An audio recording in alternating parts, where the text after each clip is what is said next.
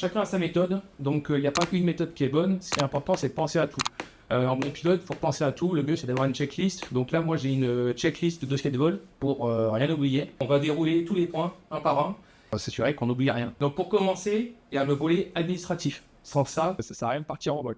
Le volet administratif, on va vérifier qu'on a bien certificat médical, son carnet de vol, sa licence de pilote, sa pièce d'identité, la documentation de l'avion. Ça, c'est mon certificat médical. La licence, elle vient juste après. Ma pièce d'identité, je vous la sors pas, mais je sais que c'est moi, il est là. Mon carnet de vol, il est là. Dans le logbook, carnet de vol que vous pouvez trouver sur la boutique Bayo. C'est là que je les ai achetés. Ensuite, il y a la partie avion. On va avoir toute une liste de documents qui sont indispensables pour voler.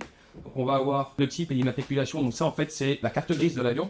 Donc la carte grise de l'avion, elle est ici. Le certificat d'immatriculation. Donc à chaque vol, il faut qu'on vérifie qu'on a bien cette documentation. Réglementairement, elle doit être à bord. Le CDN, qui a de la validité, donc il est ici. On voit qu'il est bien valable jusqu'en septembre 2025.